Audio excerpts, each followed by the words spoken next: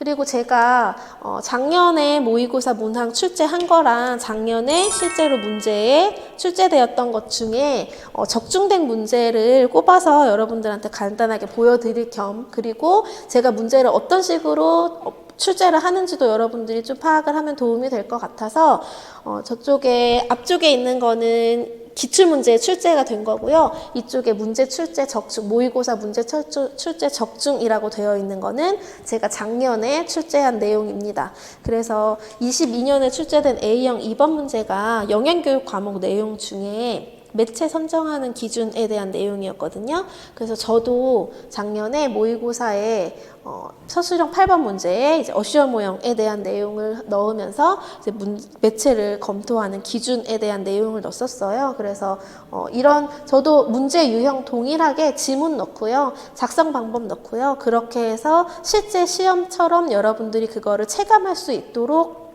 그렇게 문제를 출제하고 있습니다.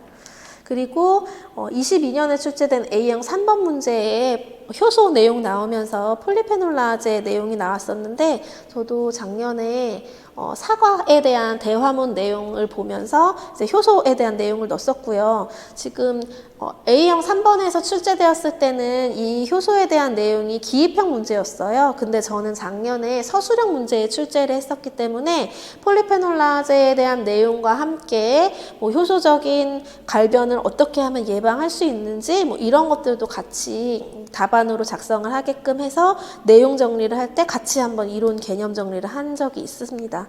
그리고 A형 6번에 출제된 행동변화 단계 모델에서 이제 에 대한 것도 제가 이제 사례를 제시를 해서 어느 단계에 파악하는지 여러분들이 그런 것들을 문제를 이제 진짜로 풀어보는 게 중요한 거잖아요. 그냥 알고 있는 개념만 답에다가 갖다 넣는 것도 중요하지만 사례들을 해석해보고 대화문들을 여러분들이 이해를 하고 분석하고 적용을 해보고 그런 부분들도 중요하기 때문에 이렇게 제가 출제했던 문제에서도 행동변화 단계 모델에 어느 단계에 있는지 유추하여 쓰는 뭐 그런 단계를 파악하는 거나 뭐 행동 전략이나 이런 것들에 대해서 문제를 묻는 문항이 있었고요.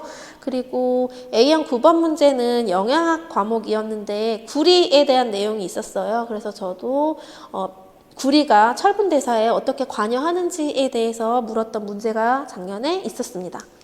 그리고 A형 11번에 비타민 D가 뼈 건강에 미치는 영향에 대해서 저도 작년에 골다공증에 대한 내용을 들었었어요. 그래서 영양학이나 식사요법이나 이제 이렇게 과목을 연계를 해서 비타민 D가 골밀도에 대해서 어떻게 작용하는지 뭐 이제 그런 것들에 대한 내용을 지문이랑 같이 제시를 문항을 출제를 했었고요.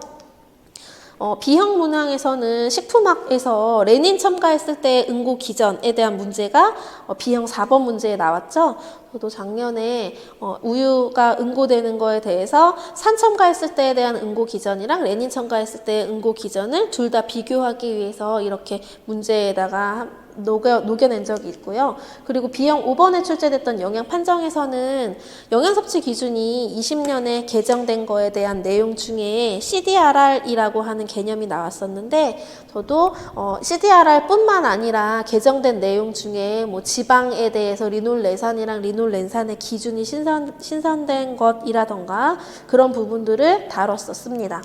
그리고 B형 7번에 출제됐던 위생학의 해썹의 명칭은 문제에서 해썹의 명칭이 위해효소 중점관리 기준에서 뭐 어떻게 변경되었다라는 문제가 나왔는데 저도 작년에 완전히 이거에 대해서 그 명칭을 쓰는 문제를 냈었어요. 그러면서 명칭이 변경된 변천사가 위해효소 중점 관리 기준에서 식품 안전관리 인증 기준으로 바뀌었고 이게 2016년에 다시 식품 및 축산물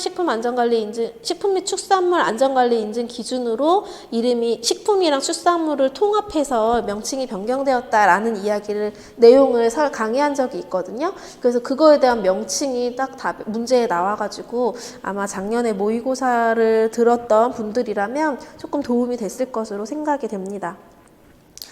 그리고 22년에 출제됐던 B형 8번 문제는 글루텐 함량에 대해서 박력분에 대한 문제가 나왔었거든요. 근데 제가 작년에 문제를 낼 때 저는 강력분에 대한 문제를 냈어요. 근데 강력분에 대한 문제니까 이거는 강력분입니다 하고 강력분만 답으로 딱 언급하고 끝나는 게 아니라 모의고사이니까 진짜 마지막으로 개념에 대해서 정리하는 시간도 필요하다고 했잖아요. 그래서 박력분에 대한 개념, 강력분에 대한 개념을 설명하면서 강력분, 박력분, 중력분이 어떤 용도로 쓰이는지, 어떤 특징에 의해서 그렇게 분류가 되는지 그러한 것들을 싹 한번 정리를 했었거든요. 그래서 이때도 이제 정리가 됐었으니까 조금 도움이 됐을 것으로 보이고요. B형의 11번 문제 영양상담에서 영양상담 과정의 첫 단계의 명칭이랑 이게 왜 필요하느냐에 대한 문제를 물었는데 저도 역시 기억에 밑줄을 친 단계를 놓고 이 단계에 명칭을 쓰고 이 단계가 필요한 이유를 제시할 것이라고 해서 굉장히 유사성이 높은 문제를 출제했었습니다. 그래서 작년에만 해도 총 23문항 중에서 이렇게 문제 유사성이 높게 나타나는 게 한 10문제 제가 발췌해서 본 건데 항상 여러분들이 중요하다고 생각하는 것들 위주로 그리고 문제의 기존에 많이 출제되었던 것들 위주로 또는 이거는 그동안에 출제가 잘 안 되었어서 이 부분은 한번 나올 법하다 하는 부분들도 있어요. 그런 것들도 위주로 제가 모의고사 문제를 구성을 하고 있어요. 그리고 문제의 유형이나 이런 것들도 실제 시험이랑 거의 비슷한 유형으로 최대한 지문이나 대화문이나 그런 것들도 많이 넣으려고 하거든요. 왜냐하면 최근으로 오면 올수록 문제의 유형이 그냥 기입형에서 답만 딱 찾는 것보다는 서술형의 문제에서 그 내용을 해석해야 되고 그 대화문을 이해해야 되고 그 중에 어떤 거를 답으로 찾아야 되는지를 분석해야 되고 이제 문제를 해결하는 능력이라던가 적용한다던가 실제 사례를 들었다던가 그런 것들에 대한 문제들이 많이 반영이 되고 있는 추세예요. 그래서 모의고사에서도 당연히 그런 것들이 다뤄져야 여러분들이 실전에서 문제를 제대로 풀 수가 있을 거라고 생각이 되기 때문에 이렇게 비슷하게 하려고 노력을 하고 있습니다.